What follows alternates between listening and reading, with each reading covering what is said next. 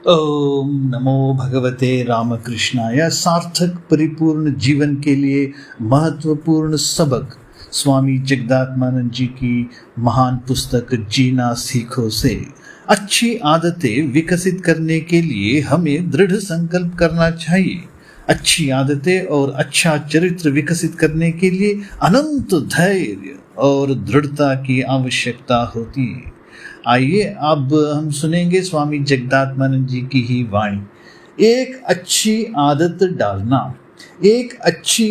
डालने और उसे अपने शारीरिक तथा मानसिक संरचना में सम्मिलित करने के लिए सर्वप्रथम एक दृढ़ संकल्प से आरंभ करना चाहिए।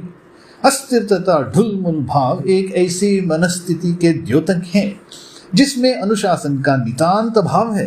असंयमित मन की शक्तियां अनेक दिशाओं में बिखर कर बर्बाद हो जाती है। अस्थिर मन का व्यक्ति कोई भी उत्तम उपलब्धि नहीं कर सकता। छोटे बड़े सभी कार्य एकाग्रता तथा व्यवस्थित रूप से किए जाने पर ही मनुष्य में निपुणता और सहज भाव से सब कुछ करने की क्षमता आती है। एक कुशल साइकिल चलाने वाले को देखो।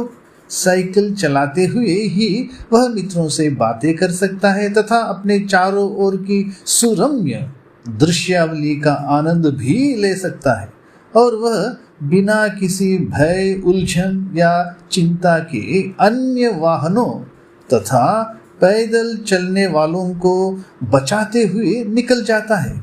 रुकने की जरूरत होने पर ब्रेक मानो स्वतः ही लग जाते हैं। आदत डाल लेने के कारण उसे इसके लिए उतनी शक्ति खर्च करने की जरूरत नहीं होती जितनी कि उसे अभ्यास न होने पर लगती। यदि कोई आदत अपनी दिनचर्या में दृढ़मूल हो गई हो तो उसके साथ ही सहज भाव से एक दूसरी रचनात्मक आदत डाली जा सकती है। यथा स्नान करते समय गणित का कोई सूत्र, कोई पद्यांश या श्लोक याद किया जा सकता है। एक और स्नान चलता रहता है और साथ ही ज्ञान या किसी क्षमता की उपलब्धि भी होती रहती है। किसी उपयोगी क्षमता को प्राप्त करने हेतु सतत अभ्यास शुरू करने के प्रत्येक अवसर का उपयोग करने के प्रति हमें सचेत रहना होगा।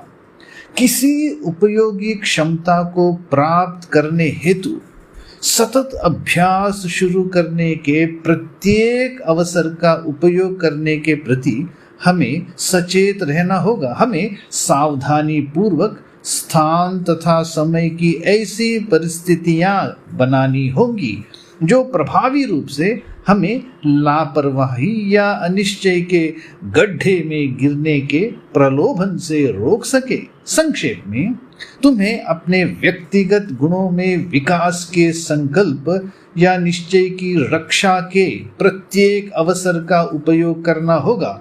केवल तभी तुम संकल्प को तोड़ने वाले प्रलोभनों से बच सकोगे। तुमने जो अभ्यास आरंभ किए हैं वे जब तक आदत के रूप में तुम्हारे मन तथा मस्तिष्क का हिस्सा न बन जाए तब तक उन्हें एक दिन के लिए भी न छोड़ना।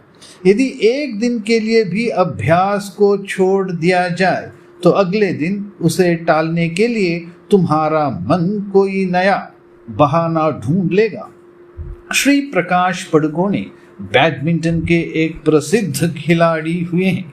खेल में उत्कृष्टता लाने के लिए उनके निरंतर अभ्यास और उनकी महत्वपूर्ण उपलब्धियों की कथा से प्रेरित होकर अनेक युवकों ने नियमित अभ्यास करने का संकल्प लेकर नगर के विभिन्न भागों में बैडमिंटन क्लब बनाए।